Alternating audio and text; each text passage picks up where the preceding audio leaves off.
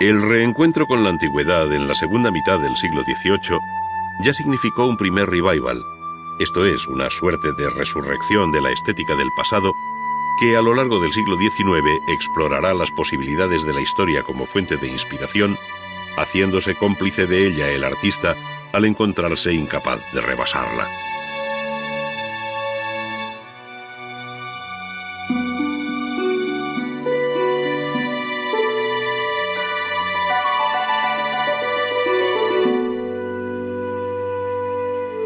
Así ocurrió con la escultura al modo antiguo,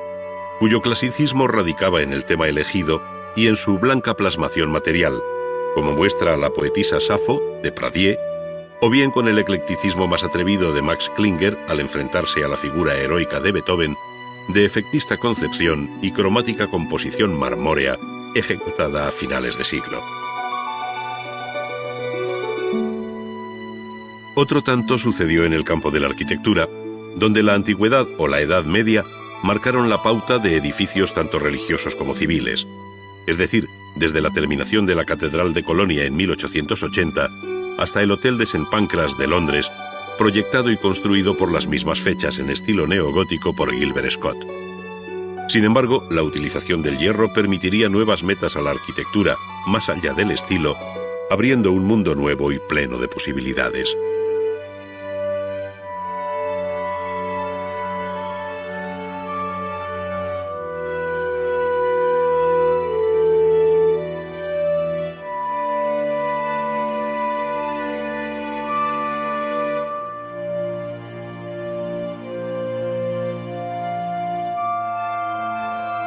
No obstante, el siglo XIX siguió siendo un siglo de utopías, y en el campo de la arquitectura, pocas como el sueño de Gaudí en relación con el templo votivo de la Sagrada Familia de Barcelona. Es un edificio concebido desde la religiosidad neocatólica del siglo XIX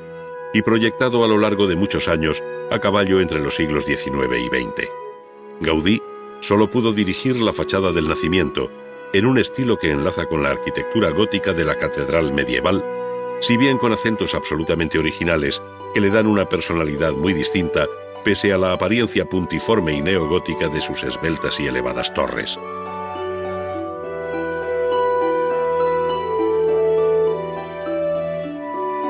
La tarea de su terminación es pesada herencia que recibe el siglo XXI en el empeño de su conclusión,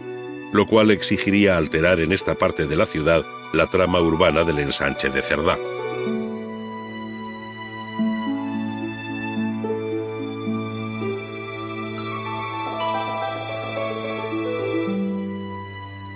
Los viejos estilos históricos fijaron también muchos de los comportamientos de los pintores del siglo XIX, observándose la influencia de la pintura flamenca o del Renacimiento italiano,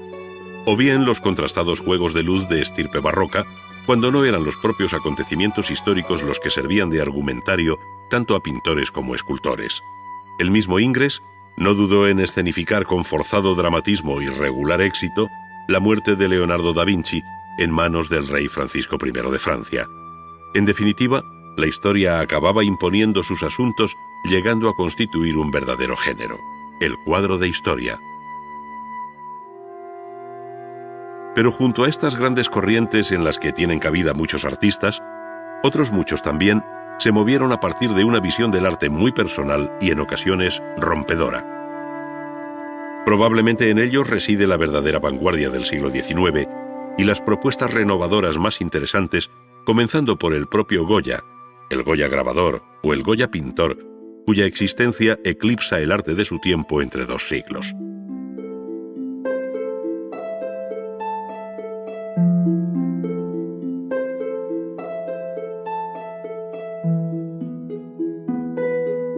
Junto al romanticismo y realismo de la primera mitad del siglo XIX,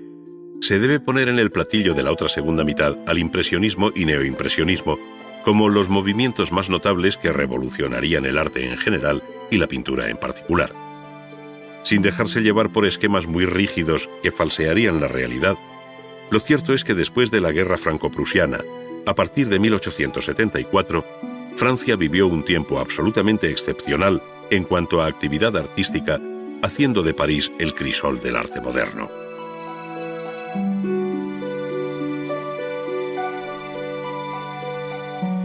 En sus academias particulares, como la Julian, en talleres como el de Gleyre, en los estudios de los propios pintores, en fin, al margen de lo que cabría llamar la enseñanza oficial, se formaron, discutieron y vivieron la pintura, mezclada con la música y la literatura, una generación de artistas activos en torno a 1900 verdaderamente sorprendente. De la pintura partió casi todo, y los mismos pintores, como Degas, al tiempo que pusieron ante nuestros ojos lo cotidiano desde ángulos casuales, impulsaron la escultura con visiones renovadas de una frescura extraordinaria, pues sus figuras parecen haberse escapado de los célebres lienzos de bailarinas de ballet, haciéndose vivas y tridimensionales. Qué lejos quedan la anécdota, el bibelot o la grandilocuencia de la historia. Hay más vida en Degas o en la cabeza infantil del italiano Medardo Rosso, muy afín a la visión impresionista de la pintura, que en aquellas visiones que parecen nacidas con la precoz vocación de vestir pronto la sala de un museo.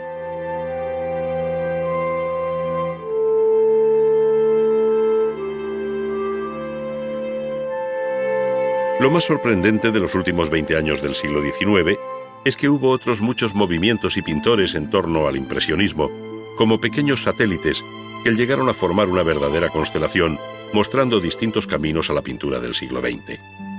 Es lo que en ocasiones se ha llamado el postimpresionismo, sin que sea muy clara la secuencia cronológica, aunque sí la conceptual. Nombres como Gauguin, Van Gogh o Émile Bernard, el padre del cloisonnisme, son solo algunos de sus protagonistas.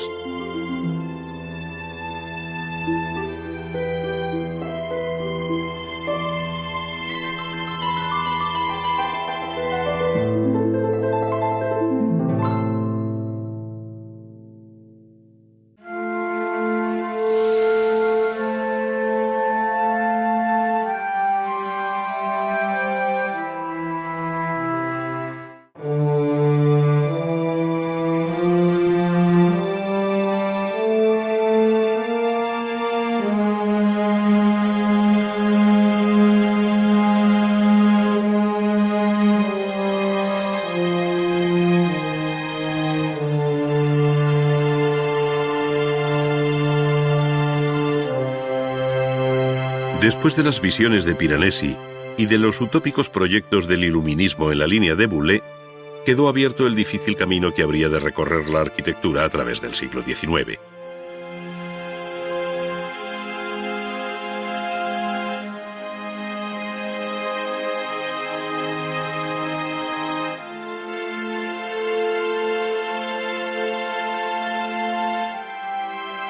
El neoclasicismo había cerrado la centuria anterior como el último gran estilo arquitectónico, basado en la rígida disciplina académica de los órdenes clásicos.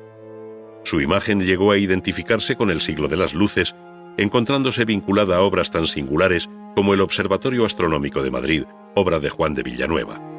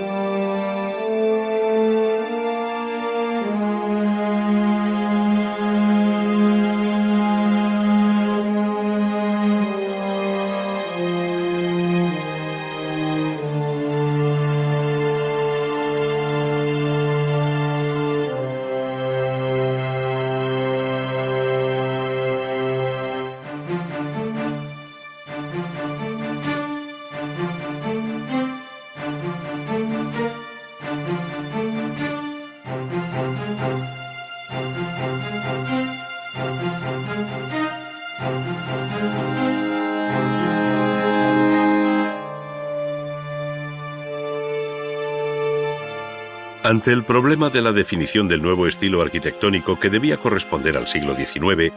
un periodo marcado por los cambios surgidos a partir de la Revolución Industrial, algunos arquitectos eran partidarios de seguir utilizando las formas clásicas, mientras que otros preconizaban el espíritu medieval. Paradójicamente, una y otra imagen participaban del mismo espíritu romántico que recorrió todo el siglo XIX, dando entrada incluso a otras etapas de la historia de la arquitectura, como la del Renacimiento italiano. Con este tipo de edificios que se mueven entre el clasicismo y el Quattrocento italiano, Algunas ciudades como Múnich fueron un modelo a imitar, al igual que sucedió con París a partir de las reformas y proyectos de Napoleón.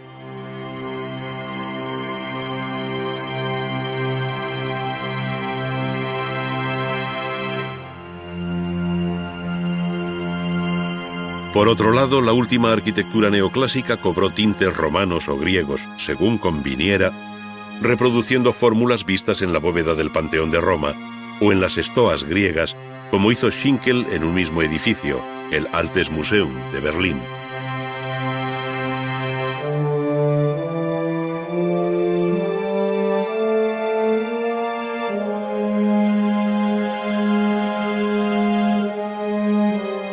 No obstante, el hecho de repetir miméticamente determinados capítulos de la historia de la arquitectura clásica, medieval o renacentista,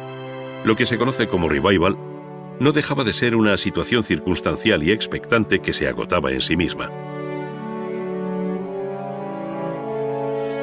Sin embargo, no fueron clásicos ni románticos los que hicieron mover la rueda de la historia,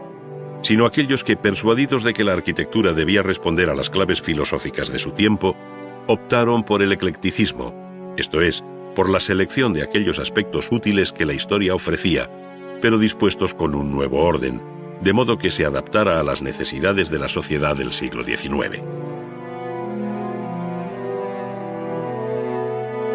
De este modo, apoyándose en la historia pero sin repetirla, la arquitectura ecléctica ofrecía un concepto y una imagen absolutamente renovada, original, propia e inconfundible del siglo XIX, en la que hay tanto talento e interés como en cualquier otra etapa de la historia. Sirva de ejemplo el edificio de la Ópera de París, obra excepcional de Charles Garnier, que construido entre 1861 y 1875, resume todo el espíritu de una época. Su magnífica escalera de desarrollo imperial incorpora elegantes lámparas en bronce que iluminan nuestro paso hasta llegar a la planta noble. Allí, y en la crujía que corresponde a la fachada principal,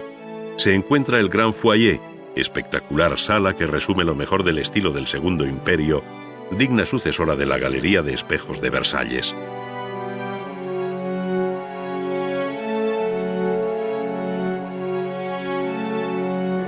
Por si todo esto no fuera suficiente, el siglo XIX alumbró una desconocida faceta de la arquitectura, la más legítima hija de la Revolución Industrial, la que llamamos arquitectura del hierro. Así, lo que había comenzado siendo una simple solución auxiliar de la arquitectura, esto es, elementos de hierro forjado para asegurar o fijar los materiales tradicionales, se convirtió ahora en el material básico de la construcción. Europa y América conocieron a lo largo del siglo una creciente fiebre del hierro y del acero, al compás de la mejora y abaratamiento de los productos siderúrgicos, primero a base de hierro fundido y luego laminado, desplazando a la piedra, madera y ladrillo, con los que hasta entonces el hombre había construido sus edificios desde el más remoto de los tiempos.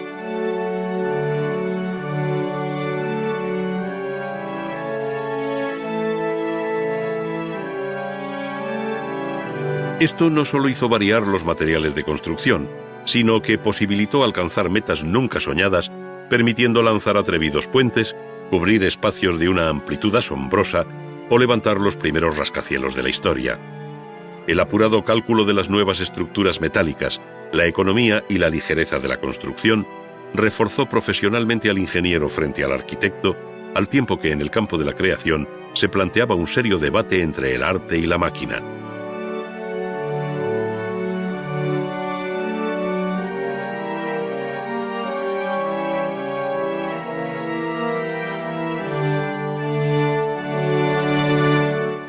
La figura más representativa, que resume bien este nuevo aspecto del arte de la construcción, fue la del ingeniero Gustave Eiffel, y la obra más emblemática, su conocida torre, que desde París ha inmortalizado su nombre. La torre, que alcanza 300 metros de altura, fue en su día duramente criticada por un grupo de artistas e intelectuales, entre los que se encontraban Zola, Garnier, Maupassant, Gounod y Meissonier, para quienes la torre se asemejaba a una oscura chimenea de fábrica y representaba la deshonra de París. Pero Eiffel defendió su proyecto razonando que la forma de la torre derivaba del mero cálculo de la estructura para hacerla estable, ligera y fuerte frente al empuje de los vientos. Ahí radicaba la belleza y novedad de su concepción. Habiendo sucumbido hoy la mayor parte de aquellas construcciones en hierro, resulta difícil hacerse idea del impacto que produjeron en el siglo XIX, cuando el hierro era sinónimo de orgulloso progreso, tal y como se mostraba a la sociedad en las distintas exposiciones universales, desde la de Londres en 1851 hasta la de París en 1900. Sin embargo, fue la de 1889 la que dejó el testimonio más importante, con la referida Torre Eiffel y la desaparecida Galería de Máquinas de Dittert y Contamin. Notable fue también la Exposición Colombina de Chicago en 1892, pero su académica arquitectura distaba mucho de la modernidad de los edificios en altura que por entonces ofrecía la propia ciudad, orgullosa de su primer rascacielos, el destruido Home Insurance Building.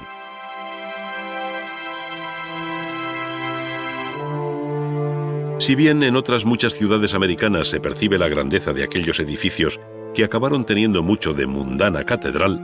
fue Chicago la pionera por el número y calidad de obras que llegó a levantar con estructura de acero. En los últimos 20 años del siglo XIX,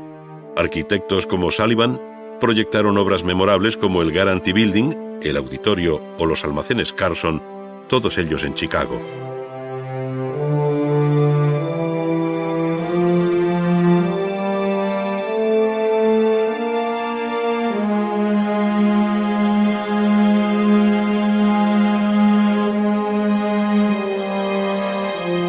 Sus luminosas y porosas fachadas dejan ver cómo el cambio material y estructural, esto es, la utilización del acero en el esqueleto del edificio, tuvo una inmediata repercusión en el aspecto estético al liberar a la fachada de su secular papel de muro de carga. Esta nueva arquitectura ofrecía así imágenes de imponente modernidad, en contraste con el caduco debate que, sobre el historicismo, se mantuvo abierto en Europa desde los primeros años del siglo XIX.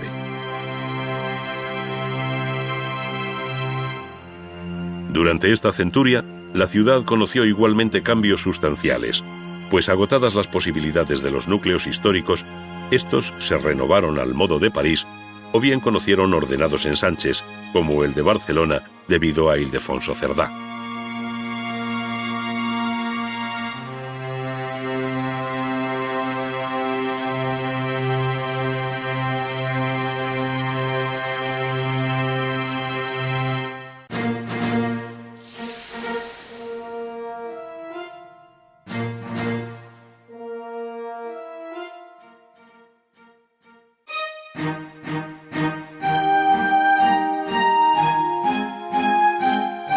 La escultura, al igual que la arquitectura y la pintura del siglo XIX, tuvo su punto de partida en la sólida estética del neoclasicismo, basada en la estatuaria antigua. La figura que mejor encarna aquel espíritu fue sin duda el italiano Antonio Canova,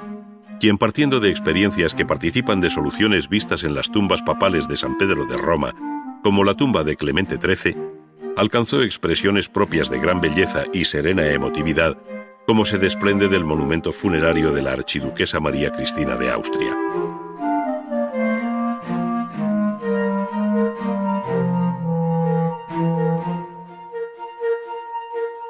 Sus obras finales, como las Tres Gracias, figuran entre lo más depurado del neoclasicismo europeo y señalan la nueva dirección de aquella escultura que, participando del mundo clásico, evidencian su pertenencia a un mundo diferente en el que la antigua grandeza se ha trocado en frágil belleza.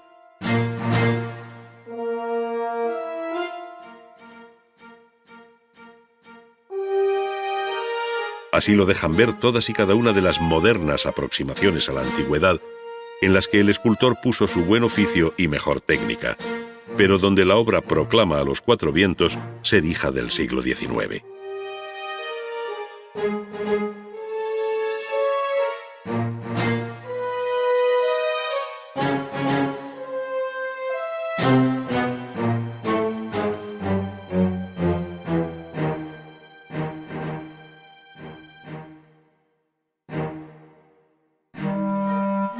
El desnudo femenino fue uno de los temas recurrentes durante todo el siglo XIX,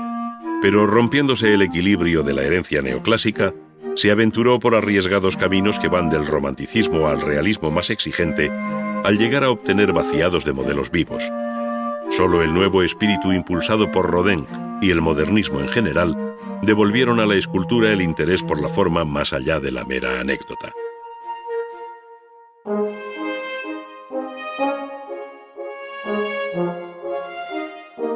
Junto al mármol, también el bronce se prestó a encarnar aquellos desnudos que, como en el caso de La Mediterránea, de Mellol, de 1902,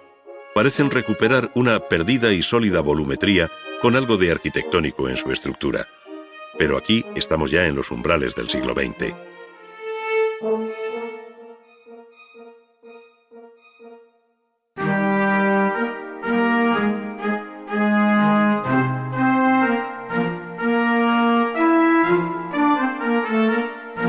Los modelos del Renacimiento italiano inspiraron igualmente al escultor del siglo XIX, quien en su mirada retrospectiva no dudó en hacer nuevas versiones de conocidas obras del Quattrocento, como el David de Antonin Merci.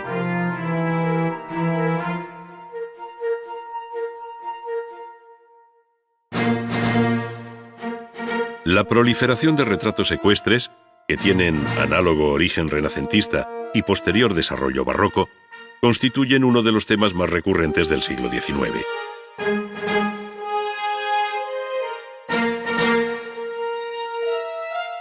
Los caballos en corbeta, con las manos levantadas, como el 18esco retrato ecuestre de Pedro I el Grande en San Petersburgo, de Falconet, o la más reposada y moderna versión del caballo al paso, como el que en Berlín monta Federico el Grande de Prusia, sobre un excelente pedestal, igualmente con escenas que contribuyen a exaltar su gloria, señalan la pauta por la que discurrirán otros muchos escultores. Los retratos ecuestres, que traducen el público reconocimiento hacia los padres de la patria en una línea muy propia del siglo XIX,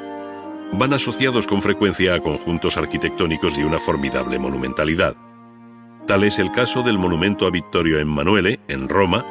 o del erigido en el Retiro de Madrid al rey Alfonso XII, centrando una cuidada escenografía arquitectónica y paisajística en la que la escultura coopera con sus mármoles y bronces. Agua, arquitectura, jardines y remate escultórico en bronce, donde la figura del caballo campea sobre el conjunto, se encuentra en otros muchos monumentos públicos, como el conocido como La Cascada, en el Parque de la Ciudadela de Barcelona.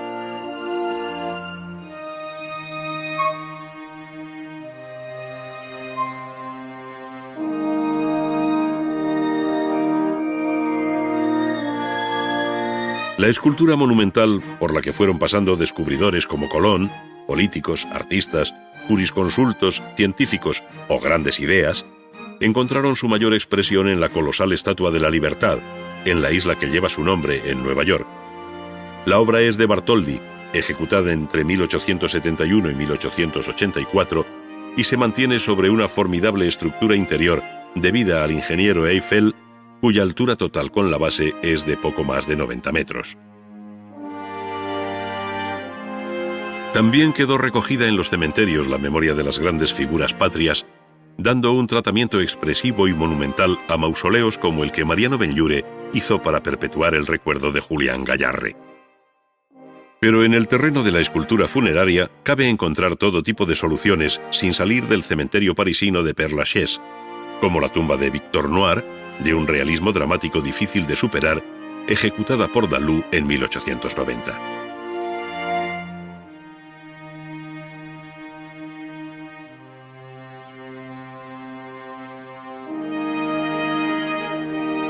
A este mismo artista se debe el grupo del Triunfo de la República, ejecutado en París en 1898, después de un largo exilio en Londres, donde Dalú dejó una honda huella como escultor.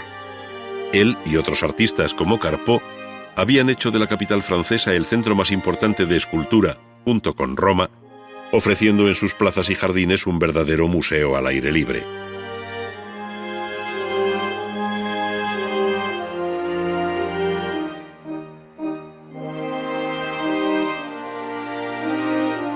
Los grandes relieves del Arco de Triunfo de París, donde destaca siempre el grupo llamado de la Marsellesa, de François Ride, ya anunciaban aquel compromiso entre escultura, política y ciudad que hicieron de París la capital de la Europa artística en el siglo XIX.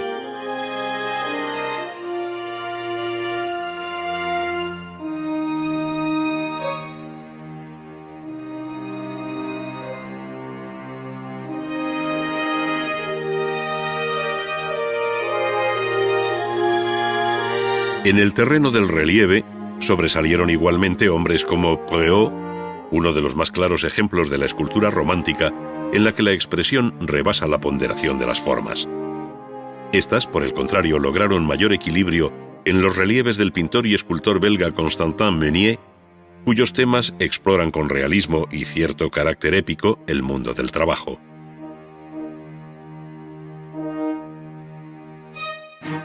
La modernidad de estas obras queda de manifiesto cuando se comparan con los más académicos y acomodaticios relieves que, siendo de excelente calidad, carecen de la energía vital de la escultura francesa. Sea el caso de los que visten el formidable Albert Memorial de Londres.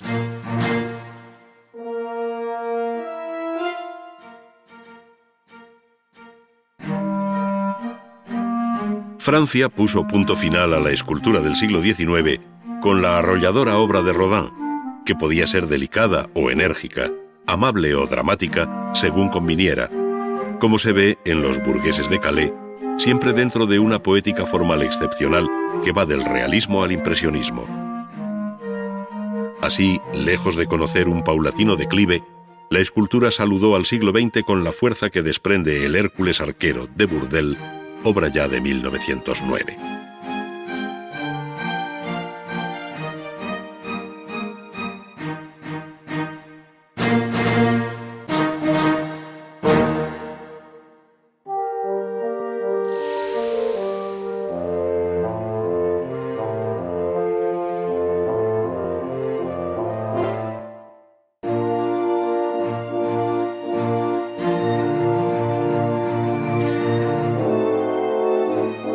Si hay una rama del arte que haya experimentado en menos tiempo los mayores cambios,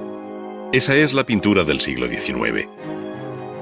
En efecto, da la impresión de que el arte de la pintura tradujese en términos estéticos el trepidante pulso de los cambios sociales y políticos que se dieron en aquella centuria. Artistas, público, academias, jurados, talleres, crítica y exposiciones vivieron una especial primavera que hicieron de París la capital europea de la pintura.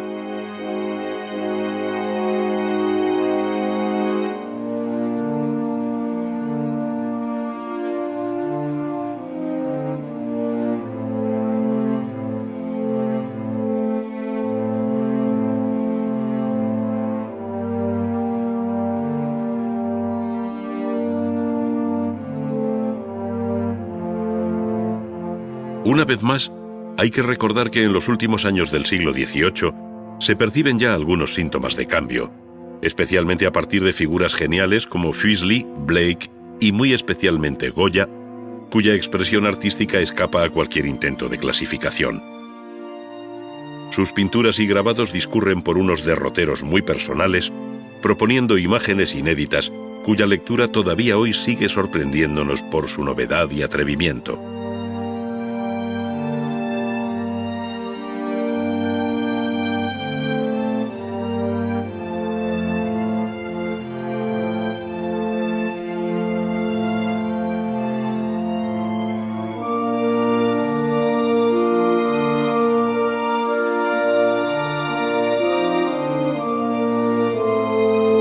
De otro lado, la disciplina académica había dado lugar a la rígida estética neoclásica que encontró en Jacques-Louis David,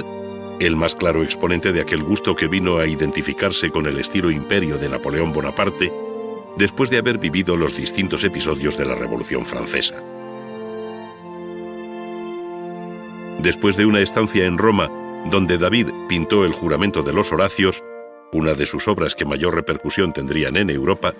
se trasladó a París, viéndose en este retorno todo un símbolo del papel rector que la ciudad francesa jugaría durante el siglo XIX. David fue un riguroso contemporáneo de Goya, y sin embargo parecen haber vivido dos mundos distintos e incomunicados. David, un mundo ya cerrado, sin salida. Goya, abriendo los nuevos horizontes de la pintura moderna.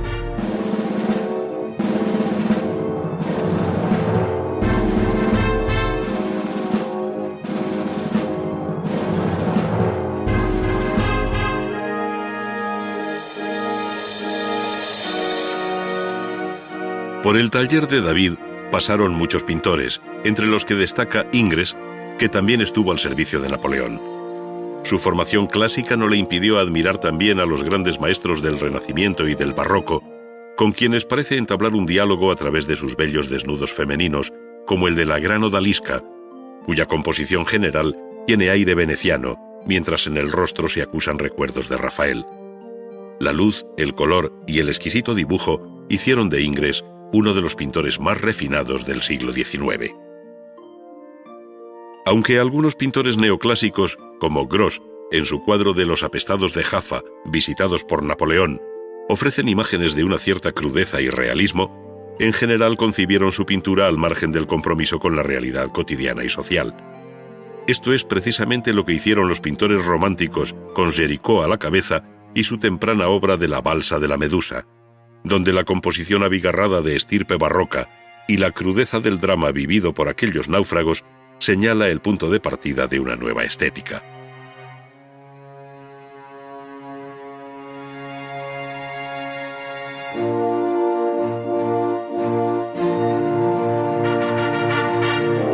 Entre los pintores románticos, pero con un perfil propio, se encuentra Delacroix,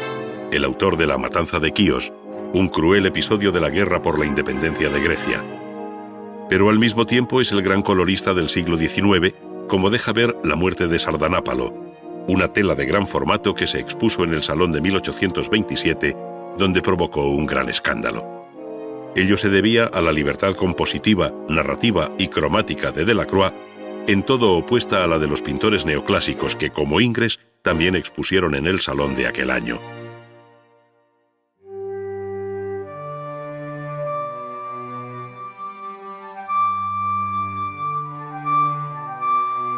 Hacia 1848, y coincidiendo con las revoluciones de aquel año,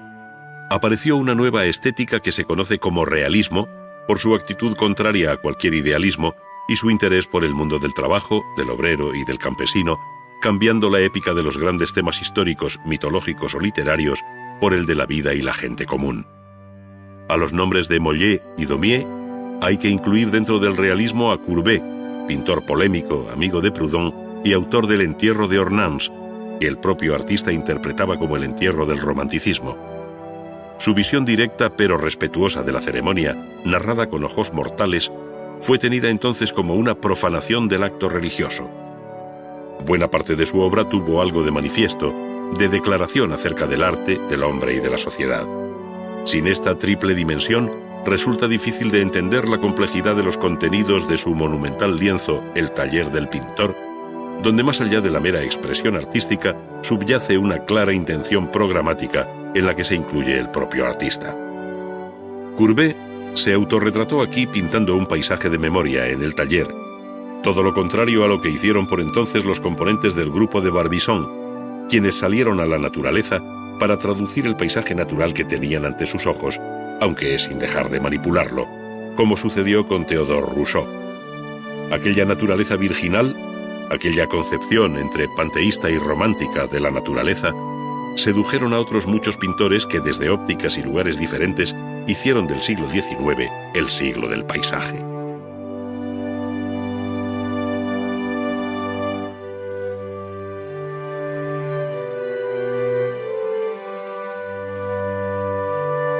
Por este camino, el paisaje llegaría a ser uno de los fermentos que contribuyeron a la renovación de la pintura, cuando ésta fue buscando por encima de todo la luz y el color como dos de sus premisas básicas. Quedaba abierto el paso a la pintura à plein air, a la pintura al aire libre, que intentaba captar no tanto la realidad física de los elementos compositivos como su efecto visual, su impresión. Nació así el impresionismo a partir del célebre cuadro de Monet, Salida del Sol, pintado en 1872, 2 años antes de celebrarse la primera exposición de pintores impresionistas. Visión inmediata y fresca del paisaje, pincelada suelta y colores puros que dejan a la retina del espectador la labor de síntesis final, caracterizaron la obra de artistas como Pissarro o Renoir, entre otros. El paisaje, como campo de reflexión pictórica, conoció en los últimos años del siglo XIX todo tipo de indagaciones, de tal manera que mientras algunos pintores como Cézanne le devolvían una cierta corporeidad geométrica, otros como Seurat lo sometieron a un riguroso análisis cromático y compositivo con unos resultados que tienen mucho de onírico y que la historia del arte ha bautizado como neoimpresionismo.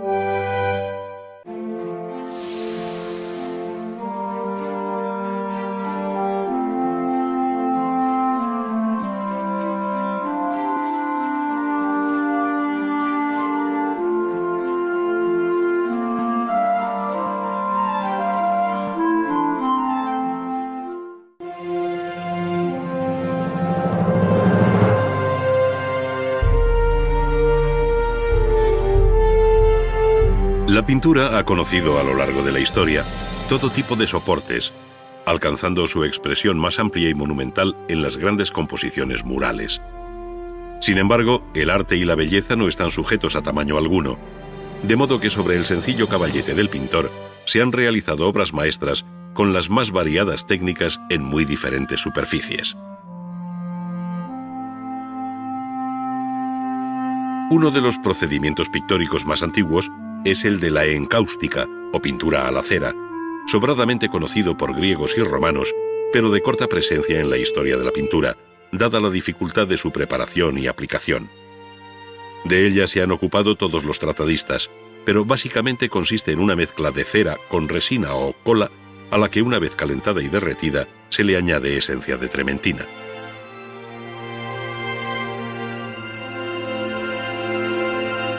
Dejando reposar y enfriar la mezcla, esta cobra de nuevo un estado sólido, guardándose en un recipiente del que se extraerá la cantidad que se necesite para luego añadirle el color, según lo requiera el trabajo. Sin embargo, para darle color, es preciso derretir de nuevo aquel compuesto en un recipiente plano, calentándolo sobre un mechero o similar.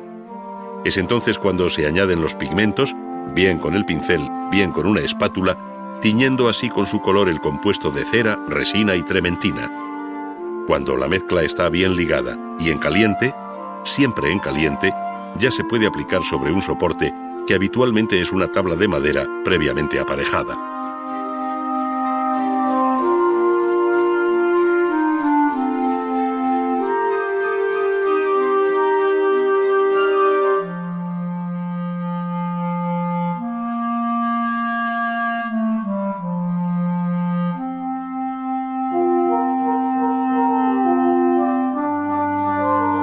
La mezcla de pigmentos de color con goma arábiga permitirá la delicadeza y transparencia cromática de las miniaturas que durante la Edad Media principalmente iluminaron los textos sagrados en Occidente. Desde el punto de vista estilístico, la miniatura fue cambiando de expresión de acuerdo con su tiempo, pero la técnica de preparación y aplicación es la misma a lo largo de la historia. Sobre una hoja de pergamino vemos dibujar y encajar primero la composición de esta escena, que al modo mozárabe del siglo X permite ver el proceso tan simple como exigente de los dos pasos principales, el dibujo y la aplicación del color. Con un pincel de pelo corto y fino, se trazan los contornos y campos interiores de las figuras para luego aplicar el color sectorialmente. No hay gradación de la luz ni del color, lo que le da a la obra una vistosidad de contraste muy vivo, como si se tratara de un esmalte tabicado. La mano debe ser muy hábil y con mucho oficio para no rebasar los campos de cada uno de los colores, pues aquí no cabe borrar ni corregir. Cennino Cennini, el famoso autor del Libro del Arte, el más importante texto medieval que ha llegado hasta nosotros dedicado a la técnica pictórica, dijo de Giotto que había traducido el arte de la pintura del griego al latín, dominando este arte como nadie lo había hecho hasta entonces.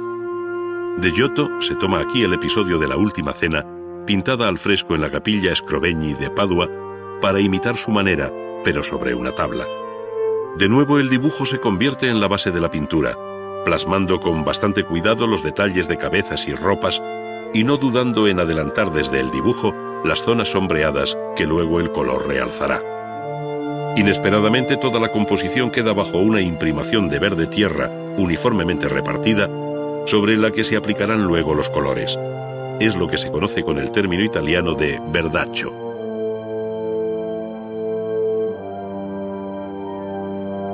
Preparados al temple los colores que va a utilizar el pintor y valiéndose del tiento que le permite mantener el pulso y la distancia deseada respecto a la tabla,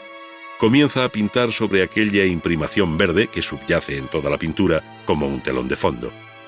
Pero este fondo va desapareciendo según se aplican los colores, ocultándolo total o parcialmente, aunque permaneciendo siempre como luz generalizada que armoniza los tonos, colores, luces y sombras de toda la tabla. Poco a poco se van terminando las cabezas sobre las que ya se ven pintados al oro los nimbos que señalan su sacro carácter. Con leves toques a punta de pincel, de un pincel ligeramente cargado de pintura, se va dando fin con pericia a esta copia de la obra de aquel artista excepcional que fue Giotto di Bondone, activo en Italia en el cambio del siglo XIII al XIV.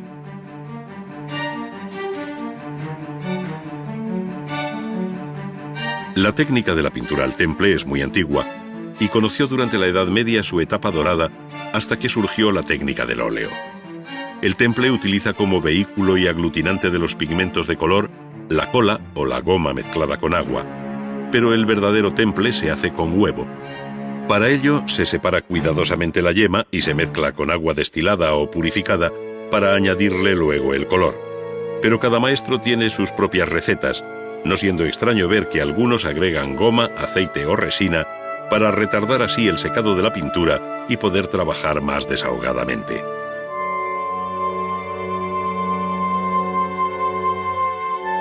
Junto al secado rápido del temple de huevo, esta técnica tiene otras ventajas, como su durabilidad y muy especialmente las posibilidades tonales del color. Con frecuencia se utilizó el temple de huevo como base para la pintura al aceite, dando lugar así a una técnica mixta que utilizaron muchos pintores en el siglo XV. Aquí asistimos a la copia de un célebre retrato conocido como El hombre del turbante rojo, obra del pintor flamenco Jan van Eyck, hoy en la National Gallery de Londres, en la que se utiliza el temple de huevo como pintura preliminar en un inconfundible tono blanco.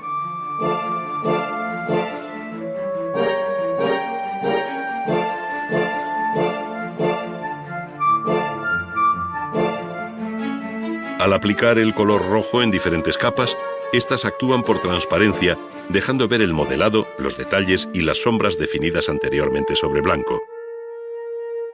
Luego el pintor asegura todo el contorno y comienza a realzar el peculiar relieve interior del turbante, reforzando esa matizada orografía de los pliegues que acabó siendo uno de los rasgos más característicos de los que se conocen como primitivos flamencos. Por sucesivas transparencias y refuerzo de las sombras, el volumen del turbante adquiere una fuerza tridimensional difícilmente superable.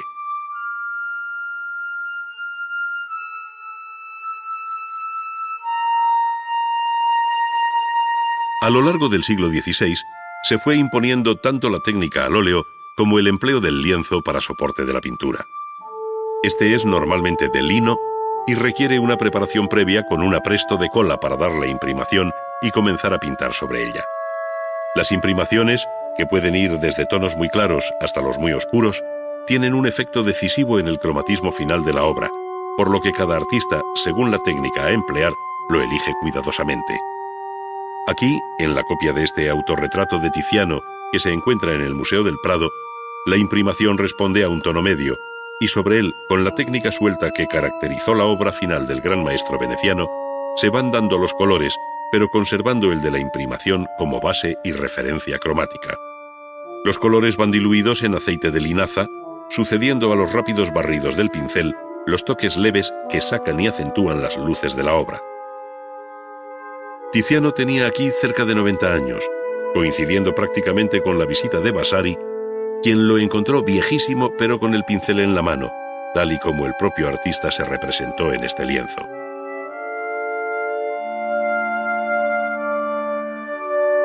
La técnica al óleo, además de emplearse sobre soportes flexibles como el lienzo, se emplea también sobre soportes rígidos como la madera, aunque no sea esto lo más habitual. La técnica pictórica no difiere en uno y otro caso, sino que simplemente cambia la preparación del soporte, que en el caso de la tabla de madera exigirá un fondo de yeso, esto es, un polvo blanco mezclado con apresto de cola. Este ofrece así una superficie apta para pintar, como le sucede al copista que tiene ante sí el autorretrato que Goya firmó en 1828 y que conserva la Real Academia de Bellas Artes de San Fernando de Madrid. Frente a la mezcla de los colores en la paleta, La pintura impresionista llevó los colores puros al lienzo, en una visión inmediata de la realidad, intentando captar lo que de fugaz hay en la naturaleza, lo que de indefinido hay en el paisaje. Surgió así la pintura al aire libre. Se abandonaron los talleres y modelos, y con el caballete, la tela y las pinturas se salió al campo buscando en la orilla de los ríos o frente al mar lo que de efímero ofrece la naturaleza ante nuestros ojos, la luz y el color. Ello les llevó a pintar de un modo inmediato y rápido en el deseo de captar sin boceto previo la impresión que producía el paisaje. Quedaban atrás las largas sesiones en el taller, la luz artificial, los interminables retoques de pincel. La obra que puede tenerse como manifiesto de esta nueva pintura impresionista se conserva en el Museo Marmottan de París y se debe a Claude Monet. Se trata de un bello amanecer reflejado sobre el agua que el propio pintor bautizó en 1872 como Impression, Soleil Levant.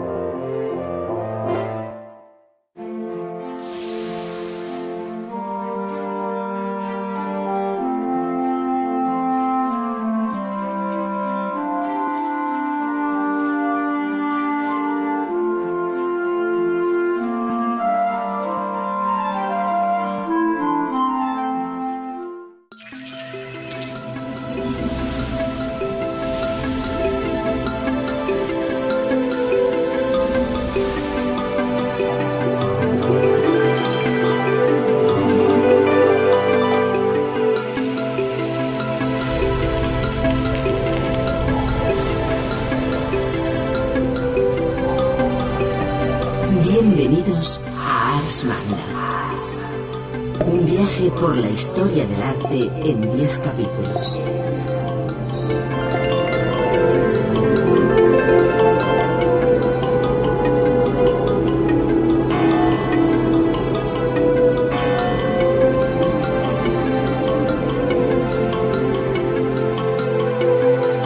A través de sus contenidos podrán recorrer la evolución de las diferentes disciplinas artísticas,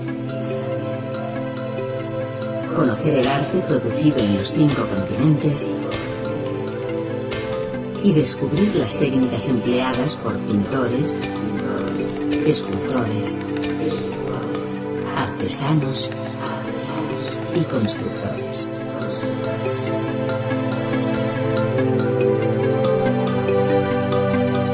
Disponen de 2 opciones de navegación: el acceso lineal, que permite visualizar los contenidos de cada disco sin interrupción alguna, y el modo interactivo, que posibilita la selección de secuencias audiovisuales en el orden apetecido.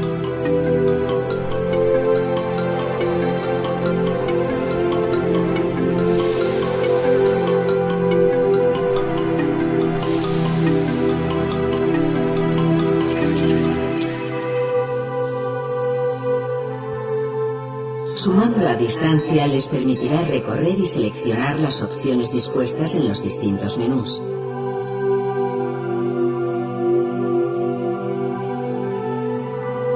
Interrumpir la secuencia elegida para acceder al menú o exposición audiovisual siguiente.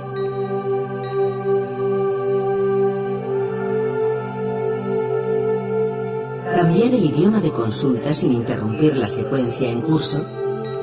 Change the language sense interrompre la seqüència en curs. Y manejar su lector DVD como cualquier aparato de vídeo doméstico.